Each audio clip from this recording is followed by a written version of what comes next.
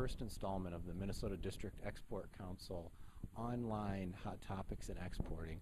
I'm Jason Dixon with the Minnesota District Export Council, and with me today is Luz Hopewell from the Small Business Administration and the Director of the Office of International Trade at the SBA. Thank you very much for making time with us today, and I think that there's a lot of small business owners that are familiar with the SBA, but they aren't necessarily familiar with what the International Trade Office in the SBA does. Can you give us a little better idea of what you do?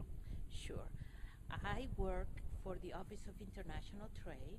That's in the Office of Capital Access of the Small Business Administration. The reason why I'm in the Office of Capital Access is because part of what my office does, our mandate, is to help small businesses finance their export transactions. And we do that through people that I have in the field. I have 18 people in the field that work hand in hand with the U.S. Department of Commerce at the U.S. Export Assistance Centers, and they help small businesses understand what options they have to finance their export transaction. Okay, I work in the transportation industry for UPS, so I get to talk to a lot of companies who are right in that process of either beginning to export or growing markets. Have you seen certain trends or certain industries that have been really well approached or well developed to begin exporting out of the U.S.? Well, almost everything that we have in the United States can be exported. In this area, there is a lot of opportunity to export agricultural products. But there is areas for like manufacturing, especially like military items that can be exported to foreign nations. We have a lot of environmental companies that are doing environmental services. We're talking about green technology, so there's a lot of those things that can be exported. One day I was in a plane and I was flying to the Middle East, and there was two young gentlemen sitting next to me, and they were going over to Bahrain to see what they could do about doing wind turbines. So, everything that we do, earlier today we were talking about franchising. A lot of countries around the world love what the United States represents, and they love our American products. They like our food. I traveled to Thailand, and in Thailand there's a lot of McDonald's, Burger Kings. They just have a little bit more of a different twist. So people who have a product that could be exportable. I mean, you cannot export something like a beauty shop, but you could export the beauty products. Yep. So, there is a lot that can be sold. And a lot of companies that probably don't realize what the opportunity for their product is.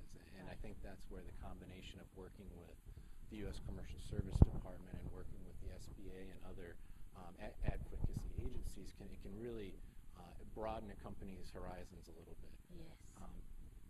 Well, and one of the things that they can do is go to the websites. Okay. If they have a product and they feel that it has export potential, everything is in the website. You can Google or you can go to the Department of Commerce website. You can go to the SBA's website, www.sba.gov/international. Okay. And there you will get a list of my employees, and you can talk with them one-on-one, reach out to them and tell them, this is what I'm trying to do. How do I go about it? And if they cannot help you, they will refer you to either local entities that can help you or to our small business development centers. We have a network of small business development centers. They are located in universities, Okay. and a lot of them know exactly what you need to do in order to prepare yourself. What does a small business owner need to do to prepare prior to a meeting with somebody from the international group in the SBA? I mean, how do you know that I'm at that step where I want to get somebody from the SBA involved?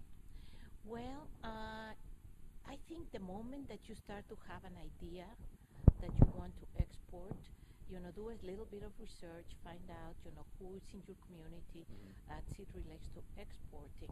But there is so many resources available that can help you figure out what you need to do. Don't spend a lot of time looking at things without getting the counseling, because you want to take advantage of what already exists. Just, wherever you're located, if you're here in Minnesota, go into the DEC website. That's a wonderful opportunity for them to find out the local resources that are available, and attend your networking sessions that you're having, and just learn that. Yeah, it really is all about information Right. gathering. Yes. That's one of the things that we can't stress enough. Is it's just be open to new ideas and be open to Yes. have these types of conversations. And don't get discouraged. Okay. Because sometimes it seems, I deal with small businesses a lot, and they believe that it's very cumbersome. But it is cumbersome, but you are not by yourself. You have people available to you that can help you every step of the way. Absolutely. It's just to find out how that network operates. And going through the deck or going through the U.S. Export Assistance Centers here in Minneapolis, you can very easily learn what exists and then attend meetings. Well, that's, I think, a terrific message to get across, and we definitely appreciate you being available for this. And one more time, the way to get a hold of the SBA is www.sba.gov/international. Have I got it right? International. All right. Our website is a little cumbersome, so it's good to have international. Okay. Well, and you can probably navigate it through the deck as well. So we really do appreciate your time here, and have safe travels back to Washington. Thank you.